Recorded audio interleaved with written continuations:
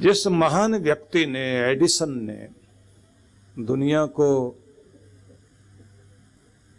लगभग 1600 के लगभग आविष्कार दिए, आविष्कार तो उसके 2000 से कहीं अधिक हैं, 1600 तो पेटेंट कराए, तो उसी ने ये बल्ब वगैरह, ये एक बहुत बड़ी क्रांति थी जब बल्ब का आविष्कार हुआ, एडिसन ने किया, थॉमस अल्वा एडिसन। अब उसकी जिंदगी की एक घटना घटी। किसी वैज्ञानिक की जो प्रयोगशाला होती है वो बहुत कीमती चीज होती है, करोड़ों रुपए लगते हैं, और इस आदमी की बहुत बड़ी एक प्रयोगशाला थी। अमेरिका का न्यूयॉर्क, और न्यूयॉर्क के साथ हडसन रिवर से पार करें तो न्यू जर्सी में 3 बड़े फुटबॉल ग्राउंड जितनी इसकी प्रयोगशाला थी। उसमें आग लग गई, और आग लगी, भयंकर विस्फोट शुरू हो गए। इसको जैसे पता लगा तो इसका बेटा भी साथ आके खड़ा हो गया। तो बेटे से कहता है अपनी मां को जगाओ, लेकर आओ। आग का इतना बड़ा तमाशा कभी किसी ने नहीं देखा होगा जो आज अपने यहां लग गई है। बच्चा कहता है आप कैसी बात कर रहे हैं? बोले अब तो सिर्फ तमाशा ही देखा जा सकता है, क्योंकि वहां कुछ नहीं हो सकता। जो कुछ घट रहा है ना, केवल हिम्मत के साथ तमाशा देखो। अब पत्नी आई तो वो तो हाय हल्ला करना शुरू कर दिया उसने। इन्होंने कहा शांत होकर देखो, जो कुछ हो रहा है वो एक घटना घट रही है। अब बेटा कहता है इसके बाद, बोले इसके बाद नई शुरुआत करेंगे। पत्नी कहती है आपको कुछ हो नहीं रहा। बोले यहां से अपने को संभाल कर एक नई दिशा में फिर से चलने की तैयारी करनी होगी। जिसके सामने उसका सब कुछ तबाह हो रहा हो और वो अपने आप को संभाल ले, आसान बात नहीं होती। बड़प्पन जिंदगी का यही है। और उस व्यक्ति ने दोबारा शुरुआत की और फिर से अपने आप को खड़ा करके दिखाया, क्योंकि घटनाएं घटेंगी भाई, सबके साथ कुछ न कुछ होगा। अपने जीवन के घटनाओं के बीच अपने को संभालना सीखिए। कृष्ण भगवान जब ये कहते हैं समत्वम योग उच्यते, संतुलन का नाम योग है। और याद रखिए जो लोग संतुलन नहीं बना पाते उन लोगों की जिंदगी में क्या होता है। मैंने एक शमशान घाट के बाहर एक बूढ़ी मां को देखा था, जिसको लोग कहते थे कि 20 साल से भी कहीं अधिक तो हम देख रहे हैं इसको। इतनी उम्र नहीं जितनी बूढ़ी हो गई है। स्कूल में जाते हुए इसका बच्चा जो है एक्सीडेंट में मर गया था और उसका बस्ता और उसका टिफिन पड़ा रह गया। पोस्टमार्टम हुआ और उसके बाद उस बच्चे को डेड बॉडी भी घर नहीं आई, वहीं से ले गए और अंतिम संस्कार हो गया। अब मां को तो यही लगता है कि लौट कर आएगा ना।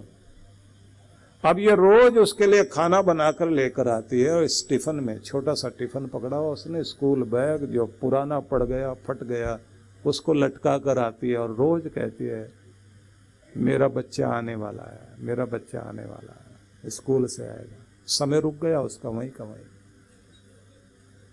संभाल नहीं पाई अपने आप को, पागल हो गई। वहीं बैठती है रोज शमशान घाट के बाहर और एक एक आदमी से पूछती है मेरे बेटे का आने का समय हो गया, तुमने देखा है ना उसको? जरा सोच कर देखिए आप। नहीं संभाल पाए आप, वक्त तो किसी के लिए नहीं रुकता, लेकिन उसके दिमाग में तो रुक गया। और उस रुकने का परिणाम देखिए आप कि रोज चांद भी निकलता, सूरज भी निकलता, हवाएं भी बहती हैं, चिड़िया भी चहकती है, पर उसके लिए तो कुछ भी नहीं ना। उसके लिए तो वक्त वहीं रुक गया है। उसके लिए मंदिरों के घंटों के स्वर रुक गए हैं, उसके लिए नदी का प्रवाह रुक गया है, उसके लिए सुख सुकून की जिंदगी चली गई, वो तो वहीं रुकी खड़ी है। उसी लम्हे में कि उसका बच्चा गया था, आया नहीं। वक्त लगातार आगे बढ़ता है ना। बदलाव के साथ अपने आप को बदलना सीख जाएं और अपने आप को संभालना सीख जाएं। कृष्ण भगवान कहते हैं इसी का नाम तो योग है, ये योग सीख जाओ, खुद को संभालना सीख जाओ। जो खुद को संभालना सीख जाएगा वो जिंदगी जीना सीख जाएगा, और जो नहीं संभाल पाएगा खुद को, टूटेगा और बिखर जाएगा। इसलिए योगस्थ कुरु कर्माणि संगम त्यक्त्वा धनंजय, योगस्थ होकर कर्म करने सीख जाओ, भगवान से जुड़कर कर्म करने वाले बन जाओ। संगम त्यक्त्वा धनंजय, आसक्ति को, अटैचमेंट को छोड़कर तुम अपने कर्म को करते चले जाओ। सिद्धि असिद्धि, सफलता असफलता, दोनों में समान अपने आप को बनाना सीख जाओ। इसी का नाम योग है, कि यही संतुलन ही योग कहलाता है। विचार करना। और ये संदेश किसी व्यक्ति का नहीं है, भगवान का संदेश है। रोज यही तो चिंतन करना होता है। इसलिए मैं आपको एक एक श्लोक सुनाकर ये बताना चाहता हूं कि आपकी जिंदगी के साथ ये कुछ श्लोक गीता के जुड़ जाएं। आगे भगवान एक और संदेश देते हैं, अनन्यश्चिन्तयन्तो माम ये जना पर्युपासते तेषाम नित्याभियुक्तानाम योगक्षेमं वहाम्यहम्। अनन्य भाव से जो मेरी भक्ति को करते हैं, चिंतयन्तो माम, अनन्य भाव से चिंतन करते हुए जनाः माम पर्युपासते, जो मेरा इस तरह से ध्यान करते हैं, तेषाम नित्याभियुक्तानाम योगक्षेमं वहाम्यहम्। ऐसे नित्य निरंतर जुड़े हुए लोगों का योगक्षेम मैं संभालता हूं। उन्हें क्या मिलना चाहिए, किस चीज की रक्षा होनी चाहिए, ये जिम्मेदारी फिर मेरी हो जाती है। मतलब तुम मेरे हो जाओ और तुम्हारा ध्यान रखना मेरा काम है, मेरा ध्यान रखना तुम्हारा काम है। इसलिए तेरे दर पर आना मेरा काम है और मेरी बिगड़ी बनाना तेरा काम है। जाओ द्वार पर भी और जोड़िए मन को भी भगवान के साथ। अब यहां एक शब्द है अनन्यश्चिन्तयन्तो माम, अनन्य भाव। हमारा मन हर समय अन्य भाव में रहता है, दूसरे किसी और के बारे में चिंतन करेगा। जहां अन्य कुछ भी नहीं, एक के बारे में ही चिंतन करते हैं, एक को ही सोचते हैं, मतलब अपने दाता को, अपने दीनदयाल को, अपने परमात्मा को, जिसका ध्यान केवल अपने भगवान में लगा हुआ है। इसे ऐसे समझिए कि भोजन करें तो उसे थैंक्स करते हुए, रोजी रोटी वाली जगह पर जाकर बैठे हैं अपने कर्म क्षेत्र में, तो उस कुर्सी पर बैठने से पहले एक बार उस मालिक को याद करके थैंक्स कह देना कि तेरी कृपा से मेरे पास ये है, मेरे रोजी रोटी की जगह, मेरी नौकरी की जगह, मेरी कर्म भूमि, जो मेरे बच्चों का भरण पोषण करने के लिए तेरे द्वारा दी गई है। धन्यवाद करता हूँ भगवान, तेरा लाख लाख शुक्र है।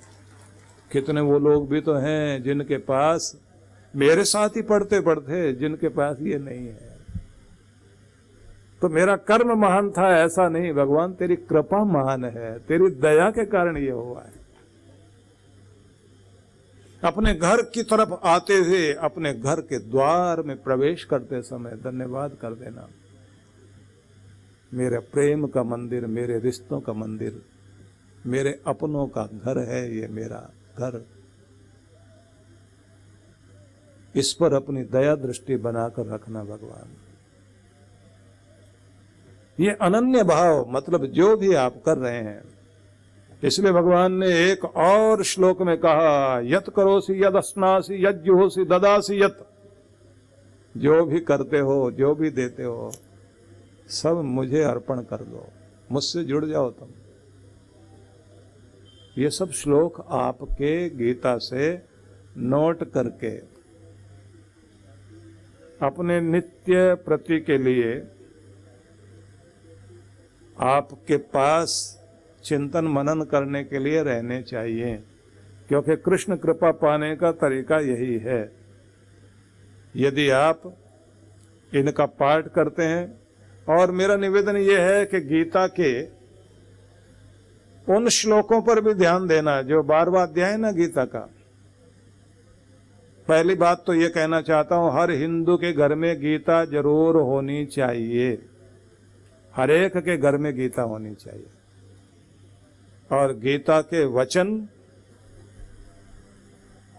ज्यादा नहीं तो जो मैं बता रहा हूं, इनको आप गीता का 12वां अध्याय जाकर खोलना और उसमें वहां से शुरुआत करना, जहां से 8 श्लोक, वो मांगलिक श्लोक जिसको अमृताष्टकम कहा जाता है, वो कौन से श्लोक हैं जिसमें भगवान बार बार कहते हैं स में प्रिय, स में प्रिय, स में प्रिय, वो मेरा प्यारा। कौन? तो भगवान बता रहे हैं, अद्वेष्टा सर्वभूतानां मैत्र करुण एव च निर्ममो निरहंकार। ये सारे पाठ करते जाना। पहचान बता रहे हैं, बैर नहीं है प्राणी मात्र के प्रति, जिसके हृदय में प्यार ही प्यार है, जो मित्र भाव से बर्ताव करता है, जिसके अंदर दुखियों के प्रति करुणा है, जो अहंकार से रहित है, जो आसक्ति से ऊपर उठ गया है, सुख दुख में जो सम रहना सीख गया है, जिसको दूसरों को क्षमा करना आता है, जो सतत संतुष्ट रहता है, जिसकी बुद्धि और मन मेरे अर्पित हो गया है, ऐसा सतत संतुष्ट रहने वाला व्यक्ति कहीं दिखाई दे, समझ लेना वो मेरा सबसे प्यारा इंसान है, मेरा भक्त वही है। मुझे प्यार करने वाला नहीं, जिसे मैं प्यार करता हूं मैं उसकी पहचान बता रहा हूं। ये भगवान कृष्ण कह रहे हैं। ऐसे 8 श्लोक हैं, पढ़ो रोज और वो पहचान बनाओ अपने, कि मैं अपने प्रभु का प्रिय पात्र बन जाऊं। और जब ये कहते हैं संतुष्ट सततम योगी यत्तात्मा दृढ़ निश्चय मयि अर्पित मनोबुद्धिर यो मद भक्त समे प्रिय, तो वहां पर सोचना सतत संतुष्ट, सतत शांत, सतत प्रसन्न, जो निरंतर शांत सहज आनंद में प्रेम में भरा रहे, वो मेरा प्रिय है। प्रार्थना करते हुए भगवान से कहना, मेरी दृष्टि आगे की ओर कर दो। तो मेरे साथ बोलना है आपने सबने, हाथ जोड़ लीजिए, मेरे साथ उच्चारण कीजिए, हे प्रभु मेरी दृष्टि आगे की ओर कर दीजिए, मेरी जीवन यात्रा को सफलता का आशीर्वाद दीजिए। हे मेरे प्यारे प्रभु, मेरे संकल्प पूर्ण हो, मेरा निश्चय दृढ़ हो, मैं दूरदर्शी बनूं, मैं कर्म से जी न चुराऊं, तुम्हारी कृपा सदैव अनुभव करूं, आपकी प्रेरणा मेरे हृदय में गूंजती रहे, मेरा हर दिन शुभ दिन हो, मेरा कल्याण करना मेरे प्यारे प्रभु। प्रार्थनाओं को रोज बोलिए, कल्याण होगा।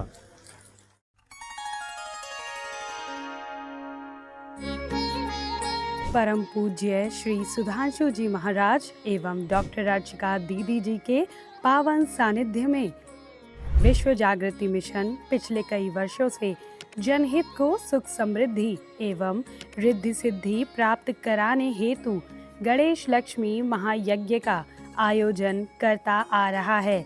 इसी क्रम में इस वर्ष भी आनंद धाम आश्रम के पवित्र प्रांगण में 16 से 19 अक्टूबर 2024 तक 108 कुंडीय गणेश लक्ष्मी महायज्ञ आयोजित किया जा रहा है, जिसमें गणेश लक्ष्मी के महाजाप के साथ साथ मंत्राहुति विशेष रूप से होगी।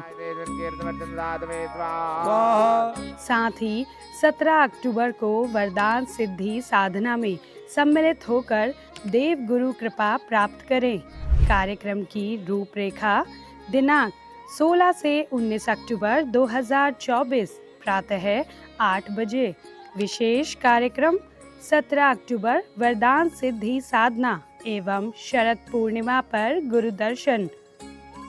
आयोजक विश्व जागृति मिशन। आप सपरिवार इस कार्यक्रम में सादर आमंत्रित हैं। आप घर बैठे भी यज्ञ में भाग ले सकते हैं। यज्ञ में यजमान बनने के लिए संपर्क करें। अन्नपूर्णा योजना। इस योजना में आप अपने एवं अपने परिवार जनों के जन्मोत्सव, विवाह की वर्षगांठ तथा दिवंगत परिजनों की पावन स्मृति में आनंद धाम आश्रम में स्थित गुरुकुल के ऋषि कुमारों एवं वृद्धाश्रम के वृद्ध जनों को सहभोज करा सकते हैं। इस अवसर पर प्रातः गुरुकुल के ऋषि कुमारों द्वारा वैदिक मंत्रोच्चारण के साथ आपके एवं आपके परिवार की मंगल कामनाओं के निमित्त यज्ञ का आयोजन किया जाता है। यजमान की सुख, समृद्धि और दीर्घ आयु के लिए प्रार्थना भी की जाती है। दोपहर को सहभोज का आयोजन होता है। आप सपरिवार आनंद धाम पधारे, यज्ञ में भाग लें और अपने हाथों से भोजन कराकर पुण्य लाभ एवं आत्म संतुष्टि के भाव से जीवन को आनंदमय करें।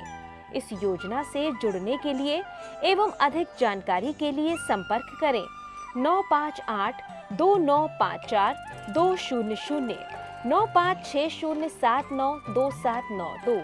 सहयोग राशि भेजने के लिए हमारा अकाउंट डिटेल है